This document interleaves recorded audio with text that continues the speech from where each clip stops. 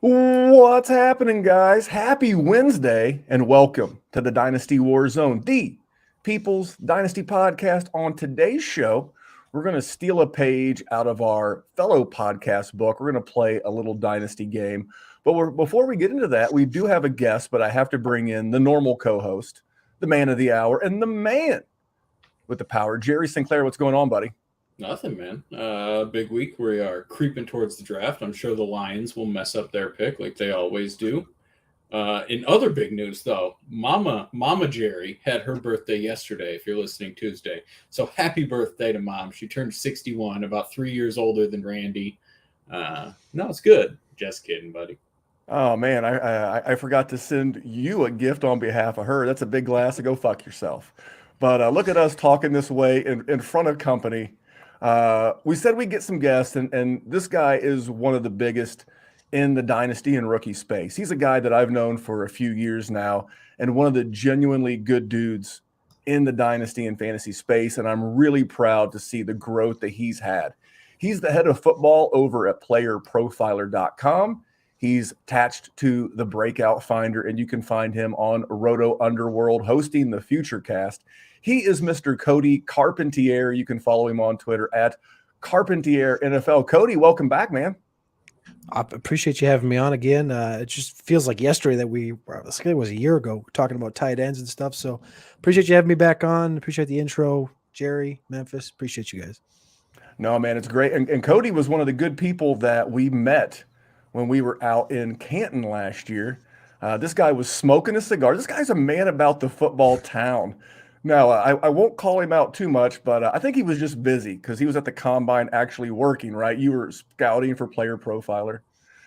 Because I hit him up and I was like, hey, man, Indy's my city. Not like actually my city, but, I live here.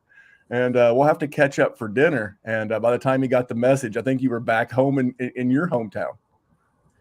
I'm just going to say, I remember I think reading it, and then I responded to you, and I was like, I honestly don't even remember like sleeping.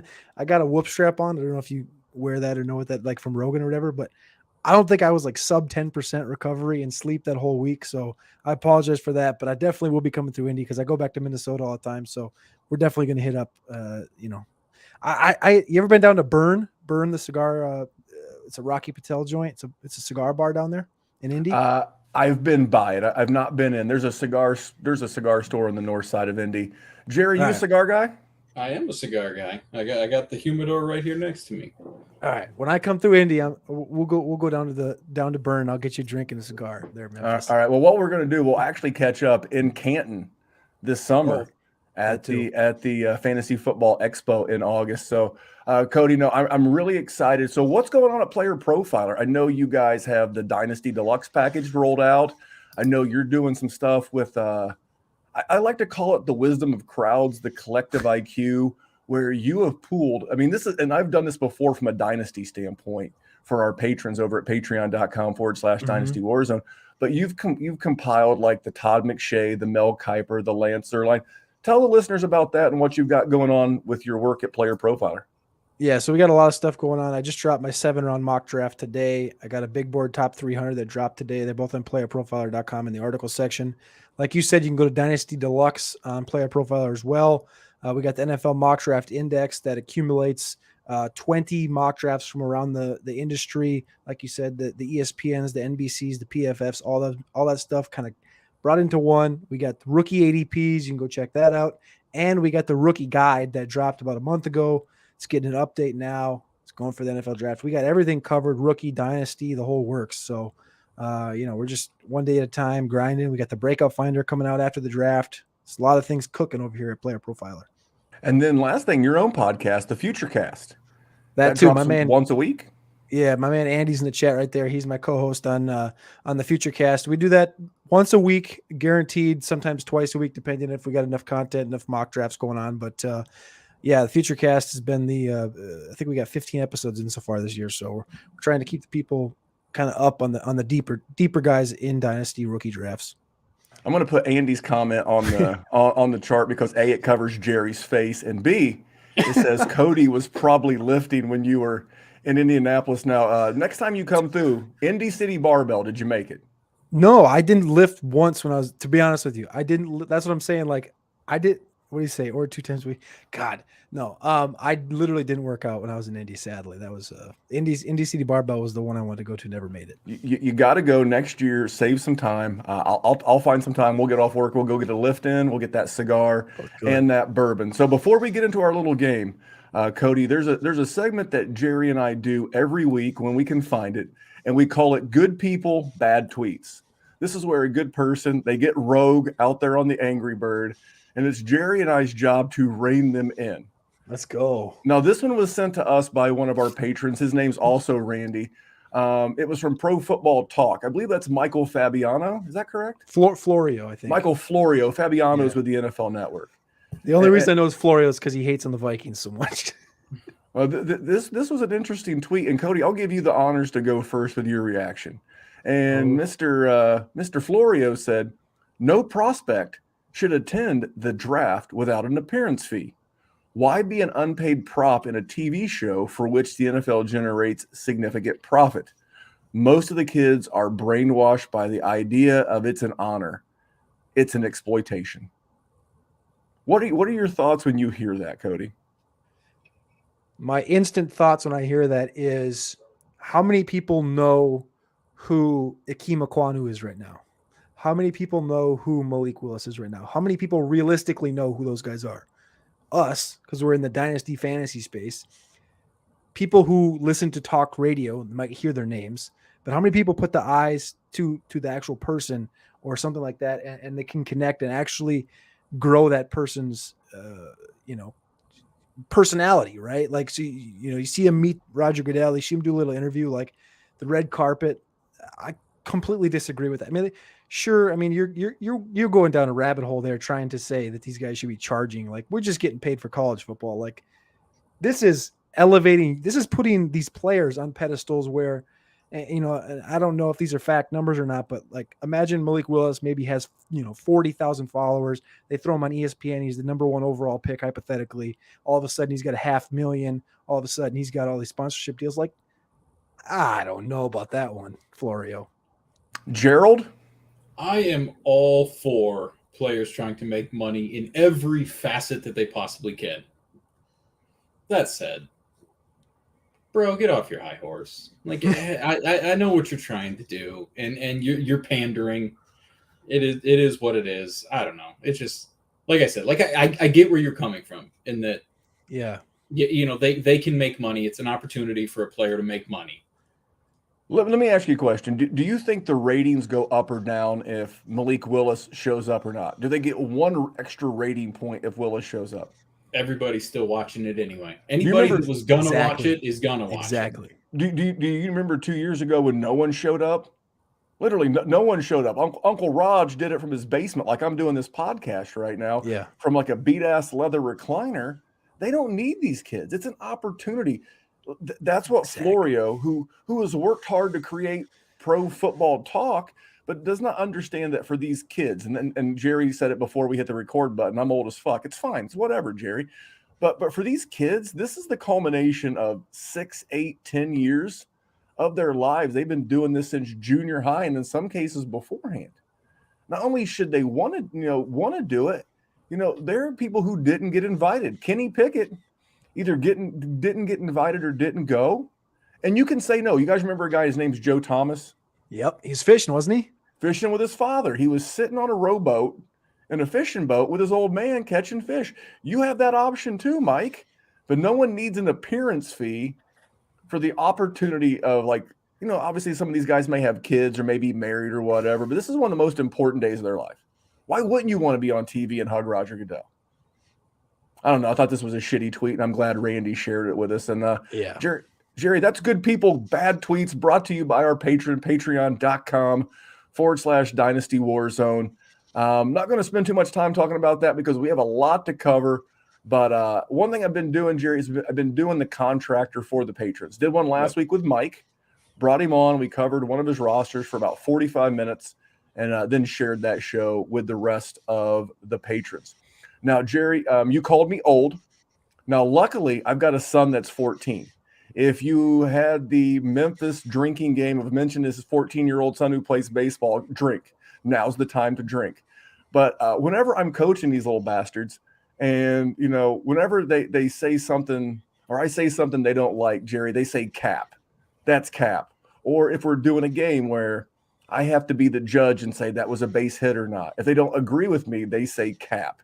Do you know what cap means, Jerry? So I manage a restaurant and I have a bunch of like 18-year-olds that work there. And so I do. It means you're lying, essentially.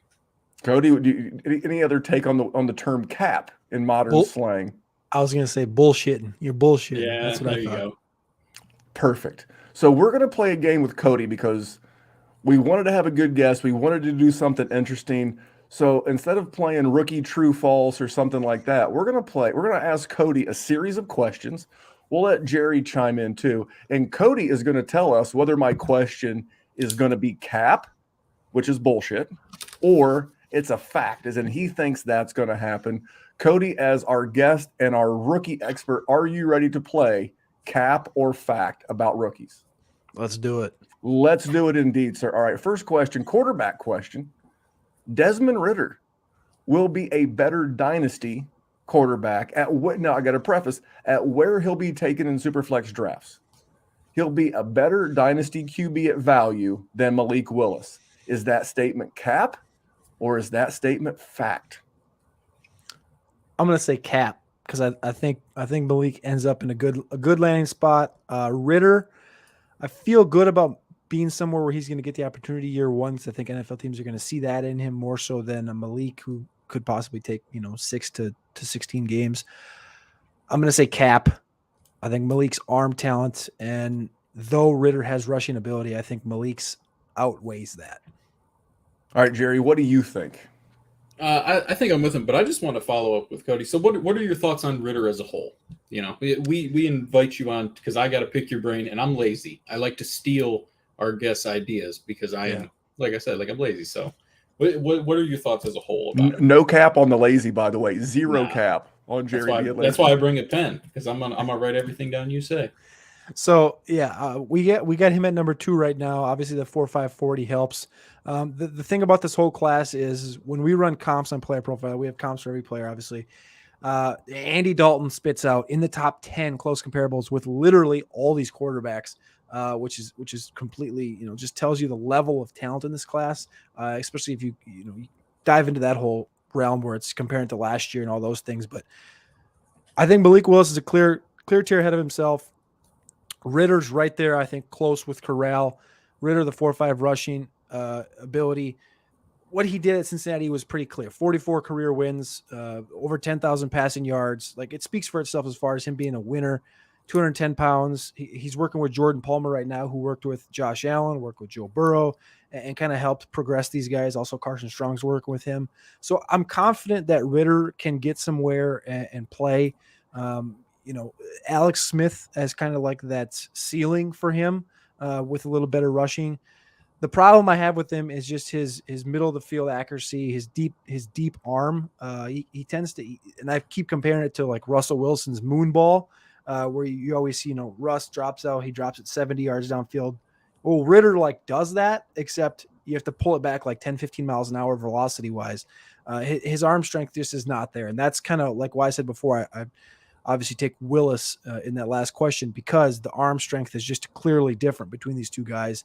I think Ritter's going to be a solid guy, but I don't think I don't think he has the intangibles to take the next step past a Tannehill, Alex Smith level talent.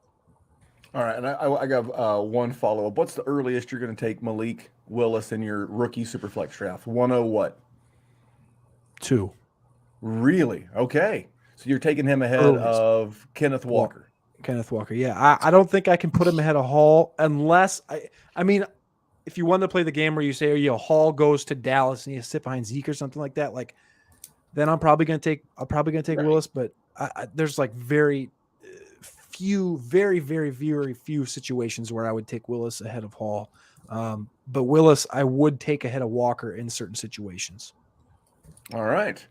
Well, speaking of the running backs, I have one that's been very polarizing. Good friend of all of ours, Ray Garvin, at Ray GQ on Twitter.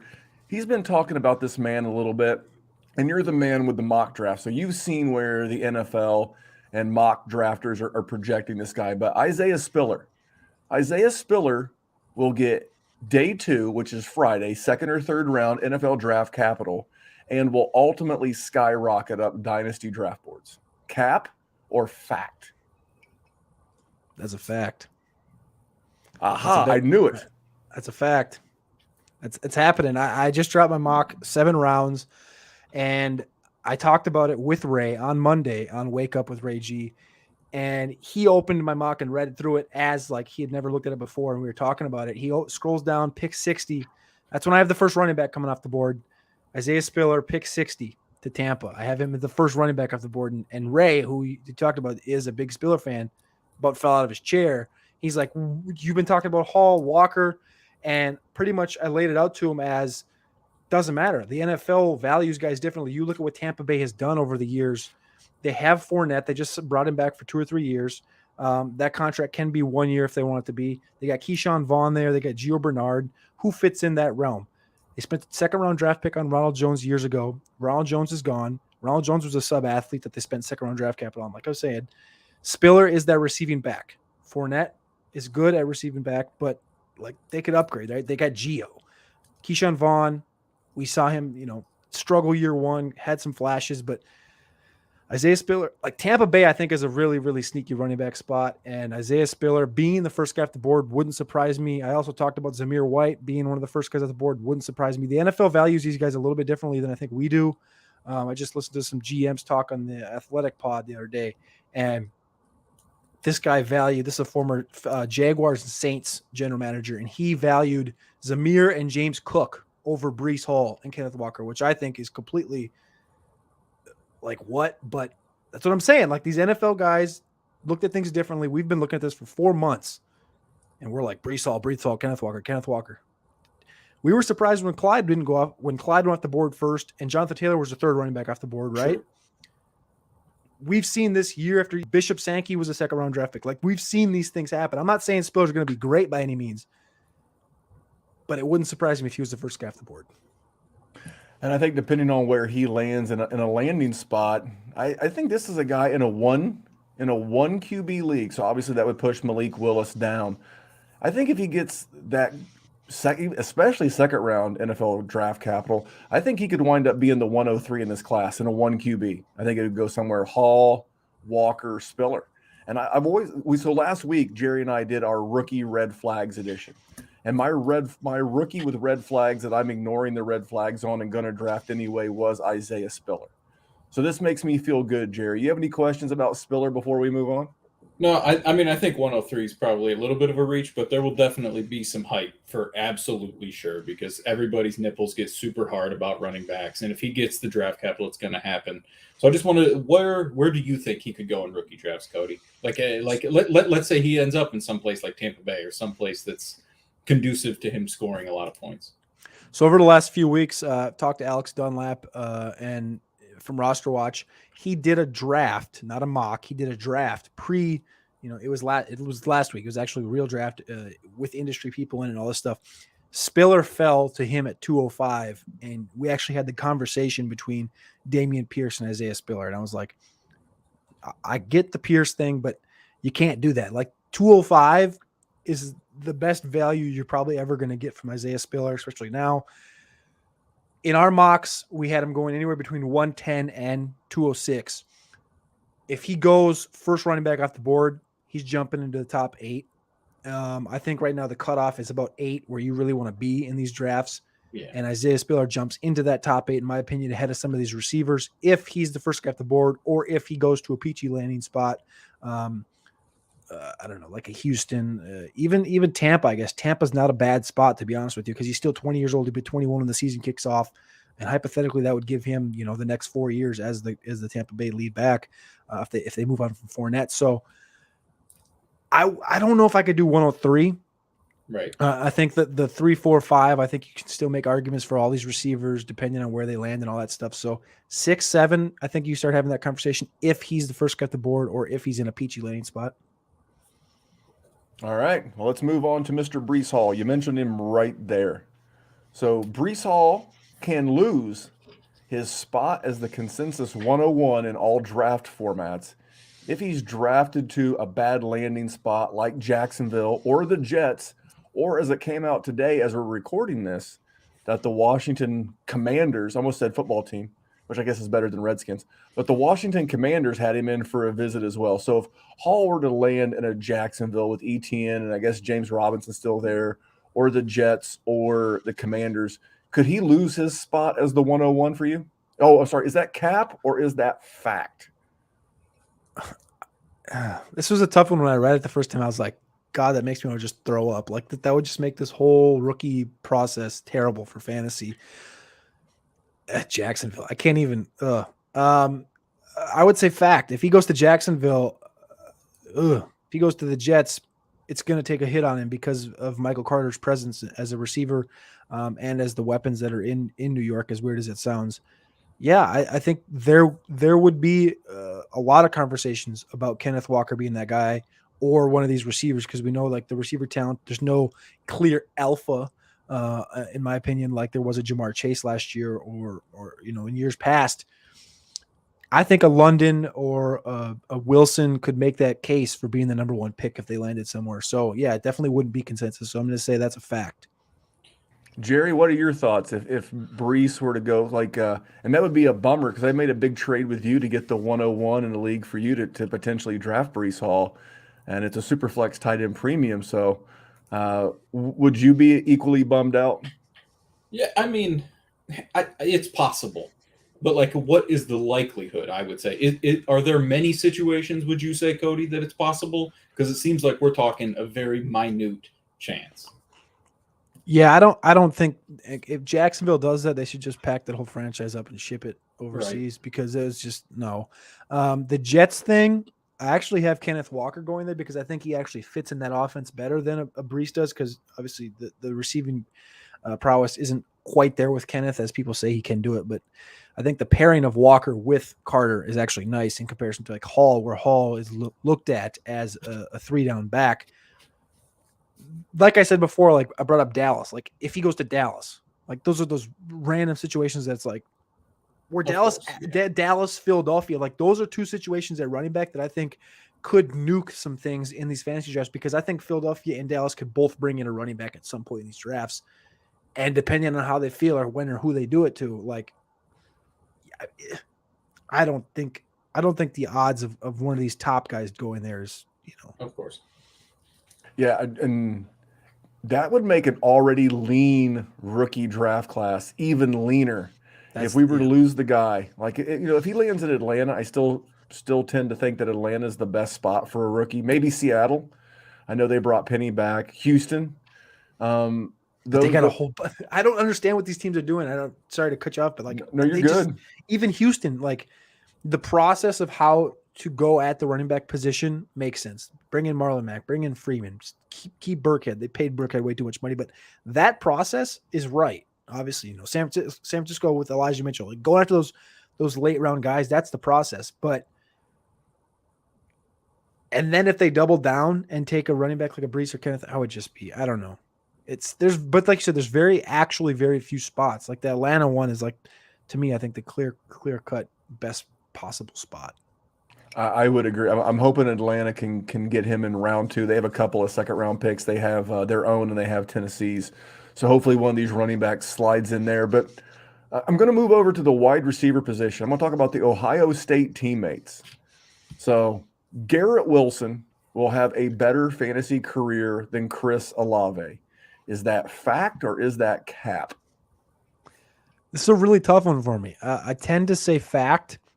Because the whole process, I've looked at these guys and I've said it's probably, people who have listened to me on all these shows is probably have, beaten a dead horse, but I've looked at Wilson like the Odell Beckham teammate, as compared to Odell Beckham and Jarvis Landry as teammates, not as far as like overall talents, but Wilson has those superstar qualities where he can be a tier 1, tier 2 and dynasty receiver, where Olave fits more in the Landry role, where he's just going to go out there and get himself 120, 140 targets and be consistent.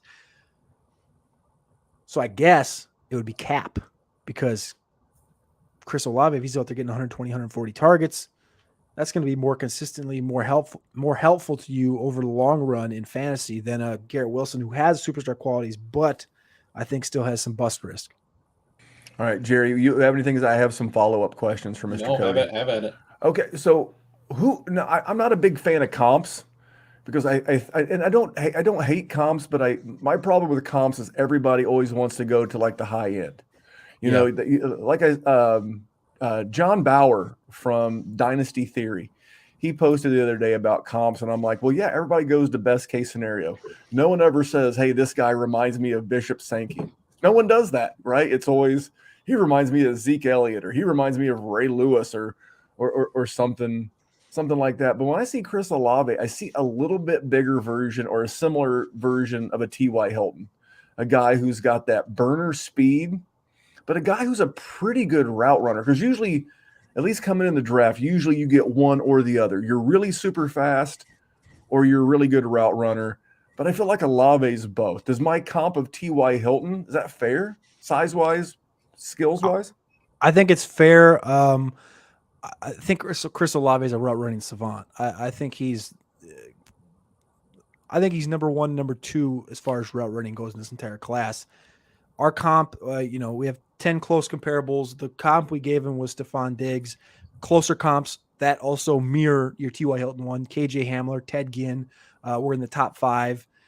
Jerry Jeudy was in the top 5. Kenny Stills. So that you're in line there, right? The KJ Hamler, the Ginn are in line with the T.Y. Hilton. So yeah, I think Olave is a little bit better route runner overall, and he can work better in the middle quadrants than Hilton. But yeah, the process I think is there.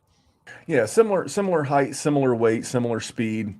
Yeah, and this is the thing when I've heard knocks on Olave's size. It doesn't bother me. I've seen T.Y. Hilton have going into year 11, a solid NFL career at that quote unquote size. So Jerry, anything on Wilson or Olave before we move on? Nope, that was awesome. Now here's one. These next couple, because these are some very polarizing guys. Hopefully we can get a little get Cody going a little bit. Now, this one right here, I'm glad Ray's not my guest because Ray may give me the business. But I said the question is, Drake London is the biggest bust risk in this wide receiver class. Is that cap or is that fact? That's fact. That's fact. There's conversation that Burks Jameson could be close. I think Jameson overall is not that busty. I think it's between Burks and London. Matt seems to think one of these two, London or Burks, is guaranteed to bust. I would lean more towards Drake London. Some of his guys in his top 10, Alshon Jeffrey, N'Keal Harry, Allen Lazard. We obviously didn't run the 40, which some people are worried about, some people aren't. I don't think he should have because he's already getting talked about as being a top 15 pick guaranteed. If he lands in a place like Washington with a Wentz where Terry McLaurin's on the other side, they got Logan Thomas, they got Antonio Gibson. I think there's bust risk there. I just think there is. So for me, my biggest reason why I think he's a bust risk is that he's never played 10 games in college. I mean, and now he's got to go play 17 in the pros. That makes me nervous. He's coming off of an injury, and I see slight. I see it, but I also see where I think he's going to go in the draft. Like if he goes to the Jets at 10, which I think is a very likely landing spot for him. When you get drafted that high, you typically get drafted to a bad team. Bad teams have bad process. Bad process leads to bad results of players that we like. So I think between what I assume to be some physical concerns, like I said, he's never played 10 games. I'm not making that up. That is a fact. That is on his player, and I got that from playerprofiler.com. You could head over there, check out all these player cards. Search it in there, clean application. But Jerry, I'm a little bit soft on Drake London as well. Yeah, I mean, we did our show about the red flags, and my guy that I was probably going to avoid was Drake London, just for that sort of same reason. But Cody, you said that Jameson is a little less busty. Why do you think that is?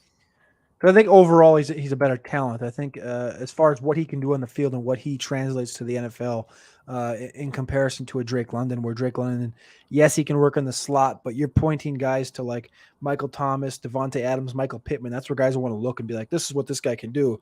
But then on the other side, he's still that big body receiver. He can separate, but there has been questions. I don't really have any worries about him separating. But just that archetype of, everyone points to Thomas, Devontae, Pittman, but they forget about Lazard, Alshon Jeffrey, Devontae Parker, N'Keal Harry. Like That's the one. Those guys are there. And yes, Drake London broke out at 18 years old with Pittman and with Amon-Ra St. Brown on the field. But the way I look at it more is Jameson Williams, 6'1", 180. We saw what he did at Bama. Bama gets the most out of you completely. I think we know what he is. He translates better to the NFL, kind of like a Waddle, kind of like a Devonta Smith, kind of like a Tyreek Hill, in that kind of mold where these guys can be kind of like a Debo. Like they can just be used everywhere.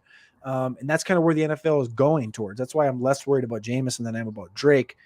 I still think Drake is a great receiver, but seeing him at the combine was honestly a little bit of a letdown, being that USC put him at 210 pounds on their depth chart, which is pretty slight for a guy at 6'5". He comes in, he weighs 220 at the combine, I think 219. And then at the pro day, he drops back down to 213. So his playing weight's going to be in that 205 to 210 area, which, like you said, hasn't played 10 games. He's got a very slight frame. He was not overpowering by any means at the combine. When I walked up on him, I was like, this guy is like skin and bones. He's like the polar opposite of DK Metcalf. And that was one of the big things that worried me.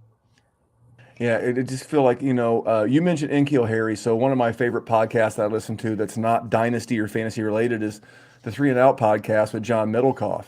And it's kind of like when you hear like contempt of court and the judge, will say, strike it from the record, but you can't unhear it.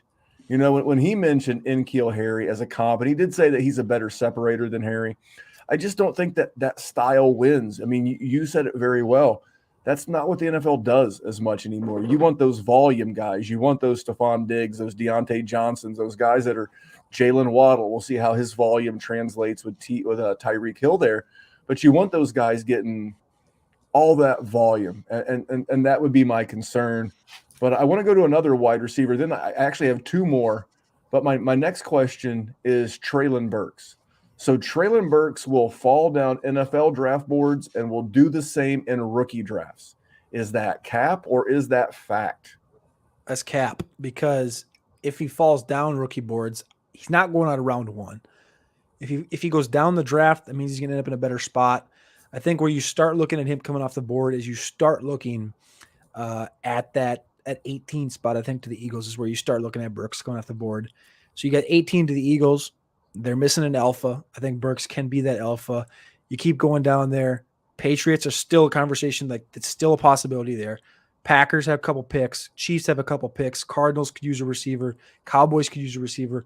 Those are good landing spots. And even if he does fall down, I think that could push him up, especially if you have a guy like a Drake London, Washington, where people are like, ew, that's pukey. I don't like Carson Wentz. Terry McLaurin's there.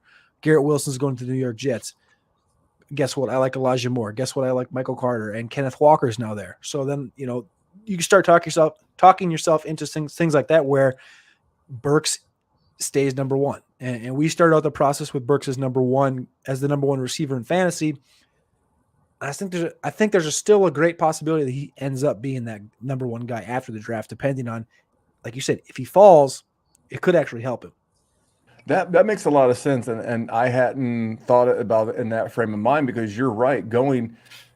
There's a huge difference between being paired to Zach Wilson or Carson Wentz as opposed to Patrick Mahomes or Aaron Rodgers. And I'll tell you a low-key spot where I think he could go, because I think the Saints could be in the market with that 6. I think they have 16 and 19, if I remember correctly, in that range. And I think one of those two could lead to a draft night trade of a Michael Thomas. I think they're wanting to start a new regime. I don't know. We'll find out if some of that friction was created between the former head coach Sean Payton and Michael Thomas, or if it was truly with the organization. But I think that's a low-key good spot, especially with Jameis. Now, Jameis is the kind of quarterback that needs that Traylon Burks would benefit from having a YOLO ball quarterback like Jameis.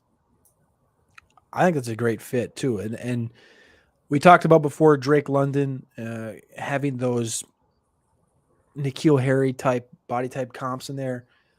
I think people hating on Burks is, little bit slow 40-yard dash.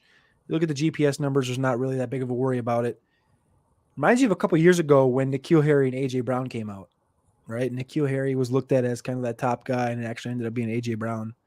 People are looking at Drake London. Maybe it's actually still Traylon Burks. So that's kind of where I stay with it. My only concern with Burks is keeping the weight down. He is a big guy, and he's had some self-admitted motivation weight issues. So that's my only red flag, my only nit to pick.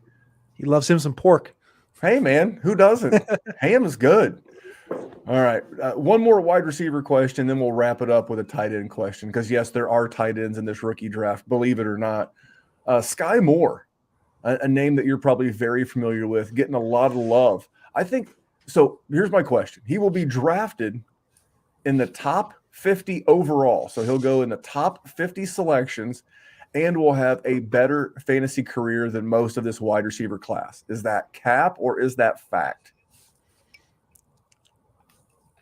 I wish you said top. I didn't want to make it easy on you. I was going to say, I wish you said top 52 because I actually have him going off the board at 52, and that's the lowest I've ever had him going off the board in one of my mocks to Pittsburgh. And I think, honestly, this whole process, I think Pittsburgh's going to have to move up if they want him, but I just love that landing spot for Skye Moore. Yes, I do think that he can have a better fantasy career than any of these guys. So I'm going to go fact with that because JJ Zachariason said it. He laid it out well on today's Mind Dimension with the Podfather. He had his hot take of the summer being that Skye Moore would be the best receiver from this class in fantasy when we look back on it in 3 years. So, yeah, I do think Skye Moore could be better than a lot of these guys, and I do think he's going to be a top 50 pick. I put him at 52 because I like the fit. Do I really think he falls 52? No. I think he's going to be a top 40 pick. So, fact. Jerry, what do you think about Skye Moore? I mean, I'm a Michigan guy, right? So we talk about Maction quite a bit. It's always a good time. Great tailgaters too out in Kalamazoo. But what do you like as Skye Moore? Tell me about him as a profile as an athlete. Lots of slot work. He's able to play outside and in the backfield. Great burst, great ability to make a catch, make you miss after he makes the catch. He doesn't quite have the long speed on the field. He ran the 4.4s at the combine here, but borderline long speed is kind of what I put. One of the big things I really liked about him, seeing him down at the combine, was just the dog mentality. He's dialed in. At the combine, I kind of asked him, what's your process when you're on the field? He goes, I want to catch the ball and I don't want you to touch me. And he was just like the most dialed in player that I saw at the combine. And I saw hundreds of them. The whole vibe that he gave me, watching him, the early declare from Western Michigan, everything is there for Skye Moore. I just think the reason that he's not getting talked about in the top 5 is the Western Michigan part. There's another wide receiver who went to a MAC school who went on to have a hell of an NFL career. Maybe you've heard of him. His name's Antonio Brown. And not too often do I agree with Mel Kiper and Todd McShay, but they were doing on their show like a back and forth mock or something.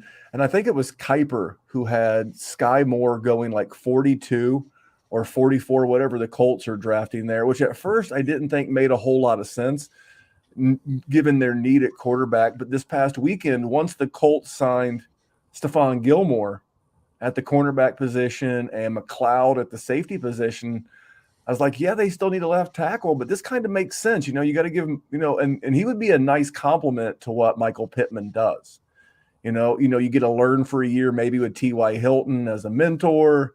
You got Naheem Hines there. You got JT. You got the good offensive line. All of a sudden, he felt like a piece that I was like, okay, maybe McShay and Kiper got this one right. What about Indy as a landing spot for Moore? I hadn't thought of that either.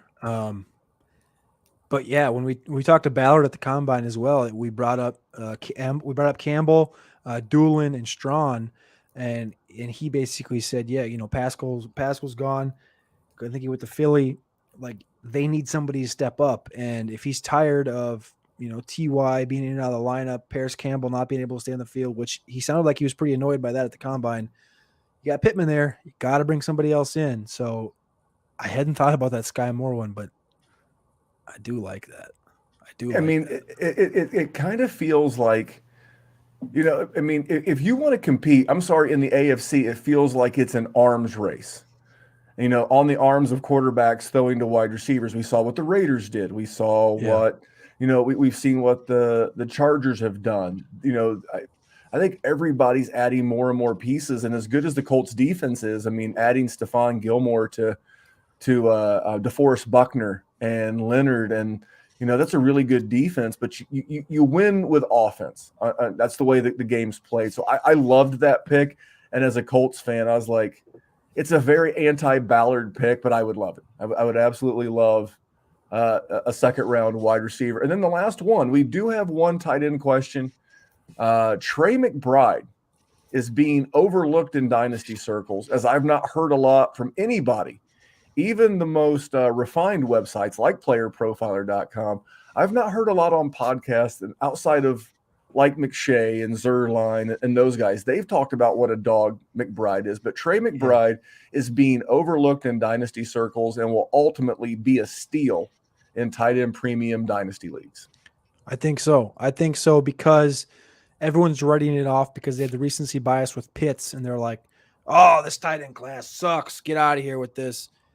This guy, as Evan Silva would say, and I keep quoting him, he's some mother effing Mackey Award winner. Went for 1,000 yards at Colorado State.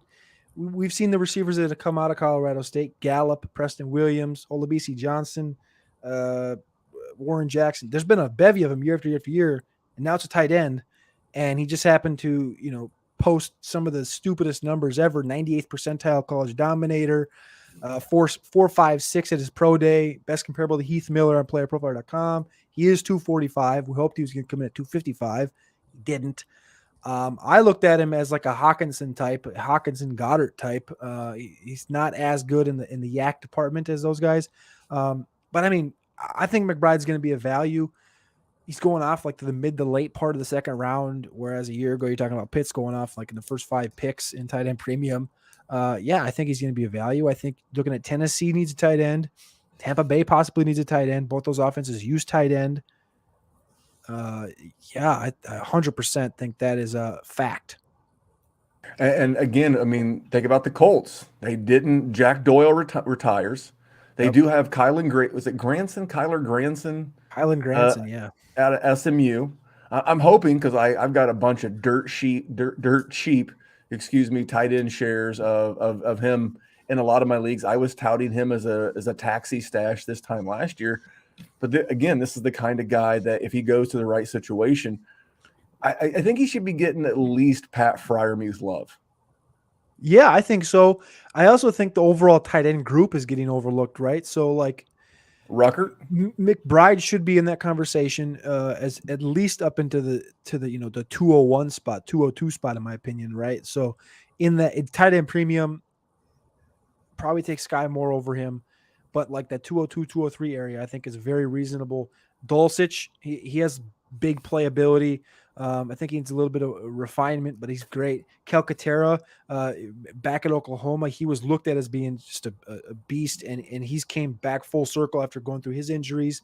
Jelani Woods, super freak athlete. Charlie Kohler, surprised everyone, super freak athlete. Dan Bellinger, Jeremy Ruckert, like you said. Like there's like 6 dudes that I could see, and this may be a knock on McBride, there's like 6 dudes that I could see being the number 1 tight end in 3 years that we look back on. I think maybe that's why the McBride thing is getting pulled back a little bit, because people are like, I probably don't need a tight end, and if I do, I'll just take Woods or Kohler, depending on which one gets 3rd-round draft capital and lands somewhere with a good quarterback. That's kind of my thesis behind that, but I do think McBride is still a very, very good value. I like him because they said that he had that dog. He had some of that dog in him. Yeah. As well. And if you're in a tight end premium league and you're listening to this draft, if it's a super flex, it's probably going to be late second, early third. It is your responsibility to pick up one of these tight ends. Whichever one's there, whichever one you like. Don't walk away from the 3rd round in tight end premium, because you might wind up getting a steal. Because tight ends are hard to find. And if you don't pay up for the big names, the Kelseys, the Kittles, the Wallers, the Pitts, the Andrews, then at that point you're just hoping to get a guy to break out. So that was my series of questions. I have some more about you in general, but Jerry, do you have any rookie questions before I transition this thing over? No, I was gonna ask about other names in the tight end field, but my man's a pro and hit it off on his own, so we're good. He nailed all of them. I tell you what, so I should have done this at the intro of the show, and if you stuck around this long, and I don't know why you wouldn't, Cody is 100% solid gold. But I didn't mention at the top of the show, you were quasi-featured on SportsCenter from the Combine. You want to tell that story? I thought that was great. Yeah, so the story goes a little deeper than the surface, which was on ESPN when they just go, Kenny Pickett responding to a question about his hand size, and he's like, yeah, I don't read much into it. I think the media reaches the media tries to spin that a little more than what it is. But if you rewind about 2 hours from when that goes live on ESPN, which is when we're back at the house sitting down ESPN, all of a sudden, boom, Kenny Pickett pops on. I go, oh, he was supposed to be on the podium, I think at about 10:15, which was actually scheduled to be the last player on the podium. Like the last podiums were like 10 o'clock. Kenny Pickett was 10:15. So we're waiting there. 10:15 comes. It's me. There's like maybe 6 or 7 Pittsburgh Steeler, Pittsburgh Panther reporters. There's a couple others. And the crowd starts getting bigger as everyone's leaving. Everyone's leaving. There's just one podium left for Kenny Pickett. 10:15, 10:30, 10:45. Now there's like 50 people wrapped around there. 11 o'clock comes, 11:15, 11:30. So we're an hour and 15 minutes post when Kenny Pickett was supposed to come. So the jokes the whole time are going, oh, he's getting, because I think they had medicals before that. So there's issues with his hand, blah, blah, blah, blah, blah. And the best part is that all these Pittsburgh reporters were talking. They're like, yeah, I'm going to ask him about his hand, or yeah, he's, blah. And they're just talking mad shit the whole time. He comes up at 11:30, which is about an hour and a half, hour 15, hour and a half post, when he was supposed to show up. And these guys asking the most basic BS questions ever. And I'm like 7 questions in, and I was like, you guys aren't going to ask him this? Everybody wants to know what's going on. So I go, Kenny, do you read much into, the hand size thing? You worried about that? He's like, no, I think the media is reading into that a little bit more than the NFL teams are. The NFL teams, they're not really worried about that. They're not really worried about that, he says. And I was like, okay. And then he just kind of moved on from that. But they took that bit, put it on ESPN, and then obviously you saw at the pro day, Carolina's measuring his hand. Still a question. Don't act like it's not. So yeah, that was the whole thesis. I really didn't plan on being the one that asked that question, because I was like, well, these Pittsburgh dudes are going to get this out of the way for me. But yeah, there's the Kenny Pickett answer. And the other Cody, and get used to seeing Cody. As again, I will remind you, as Jerry reminds me, I'm old. I have no career in this industry, but our man Cody does. Very young, very talented, bright future ahead of him, whether it's at Player Profile or ESPN, somewhere. Someone's going to pick this guy up and snatch him up. But you also made the Pat McAfee show. Now, I was listening to that at work. And live? I would know. I was listening to the podcast. I didn't listen to the YouTube. And I was just like, I had downloaded it. I don't listen all the time, but for whatever reason, I was listening. And I was literally in my office, and all of a sudden, he says the name Cody Carpentier, and I literally, it's like that record scratch moment. It was like, I know this guy, and Pat McAfee's talking about Cody. I think one day you'll be a guest on that show. I truly believe that. That's one of my goals. That's I listen to McAfee every day. I love the whole premise, the whole idea behind everything he does. Obviously, working for the Podfather, we're not exactly the most clean languaged crew, or it's not ESPN basically, right? That's what I love about Pat McAfee, is he's doing his own damn thing. So yeah, I really appreciate that comment. But yeah, that whole thing was an interesting, because I was literally, and like you just said, that that's my goal. My goal is to be on the McAfee someday. But I was at the Liberty Pro Day. Long story short, I was at the Liberty Pro Day, and nice pair of slacks, by the way. I saw you at Liberty's Pro. Nice slacks. Very well dressed, by the way. Nice Player Profiler polo. You look great. Look like $1 million. And thank you. And so I wasn't watching that day, and I'm standing on the field, and I think the running sessions had just finished, so we're waiting 20 minutes for Malik to start throwing, and I'm just kind of wandering around in the field, waiting. And I pull the phone out, and it's like McAfee, and it says McAfee, because I have McAfee's notifications on for Twitter, and it said joining live from Liberty, Ian Rappaport. And so my instant reaction was, oh, where the hell's Rappaport at? And I turn and I'm looking, and we're in like this enclosed indoor, right? And I'm like, where is he? In the corner, leaned against the wall. And Rappaport's small, so I pull the camera and I go, oh, okay, watch this. Zoom in on him, get the little, pulled it up, tweeted it right back at Pat McAfee, and I go, hot, found him. Didn't think anything of it. I just ripped it. Boom, sent it. Put the phone back in my pocket. Blah, blah, blah, walking around. All of a sudden, the phone just starts booming, blowing up. So he must have got the tweet, opened it up right away. And then I went back and watched it later. He opened up my video, put it on the live feed, and he's talking about it. And then he's making fun of Rappaport. So that was, like you said, the record screech thing. For me, that was like chills. Like when someone like that, even just says your name, it's like it's right. Fanboy. Surreal. Did he follow you on Twitter? Did he follow you at least? No. Come on, Pat. And then better than that. And then Rappaport, the kind of part that made it weird was because it was a straight up joke. I was just messing with Rappaport, right? And Rappaport, in the thing, he's like, "That's kind of creepy," and I was like, "All right." So now I really got to go shake this dude's hand and be like, "Hey, what's up, man?" And try to be polite about it, because I was literally just screwing with him. But so I did. I walked up to Rappaport, shook his hand, met him. That was pretty cool. But yeah, I mean, that's just the whole situation was ordeal. Even that Liberty Pro Day. So that was a stand next to Mike Tomlin and Fontenot from the. Yeah, it was a. Anyways, yeah, good story.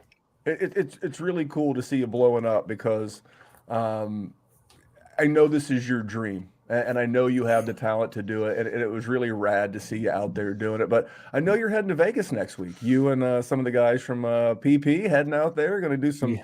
Do some drafting, hanging out in Vegas. We'll see. I think we got credentials to go to the draft, so I don't know how the streaming is going to be. Last year we streamed it from the house all 3 days. I'm not quite sure if we're going to be able to stream or not, because you have people for that.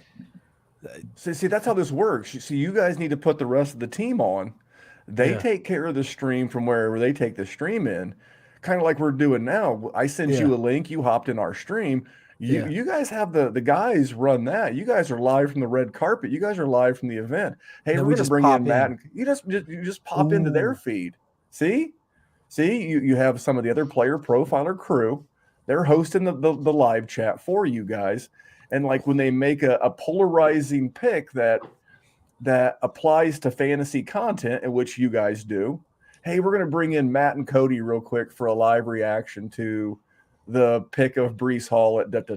See how this works? I love this. I had not thought of it. I love this. Thank you. Andy and some of the new guys, they're hosting the live stream. Nate hosts the Sonic Truth. You get all those guys on a stream, and you guys just pop in and out. That way you can have fun, shake hands, kiss some babies. I don't know if babies are actually at the NFL draft. But there you go, man. We just made the live feed awesome. Dude, that's a good idea. I'm mad at it. I'm mad at it. Think about that. Thank you. So here's how this works. When you pitch this to your boss, if he loves it, it was your idea. Yeah. If he hates it and says it's bullshit, it was my idea and you wasn't going to do it anyway, but you thought you'd bring it up. I just heard it. Just a random thought. That's how this works. So anyway, man, hey, I'm really proud of you. It was awesome to meet you last August. I look forward to meeting you again next year when you come for the combine. We're going to get a lift. We're going to go get dinner and a cigar. We're going to find McAfee. We're going to bring him with us. We're going to get you on the McAfee show. And your next visit to Indy is going to be a good one. We'll try to get Jerry down as well. We're doing the whole damn thing next time. The whole damn thing next time. Jerry, what you got for this? You will not get me lifting.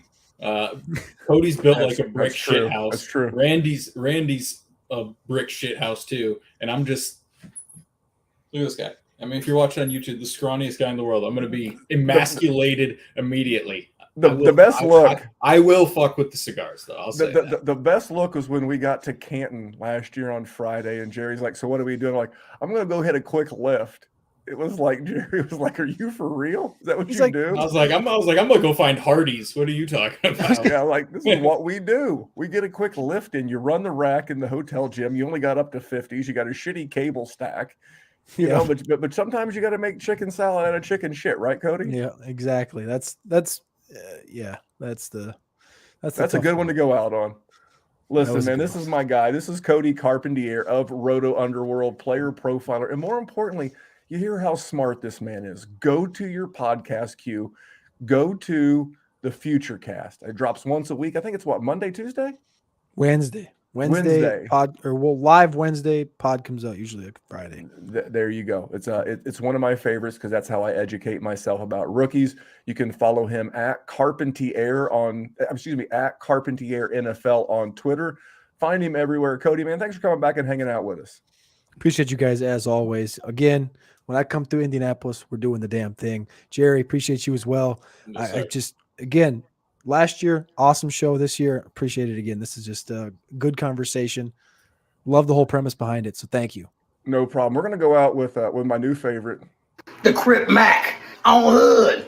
On Hood. We're going out with Jerry, with Cody, and Memphis. And remember, here at the Dynasty WarZone, we're just trying to make the world a better place for fantasy football. We'll see you here next week with more rookie goodness. We have a 3-parter next week with the guys from Toilets to Titles and a lot more. Thanks for tuning in, guys. Have a great week. No cap.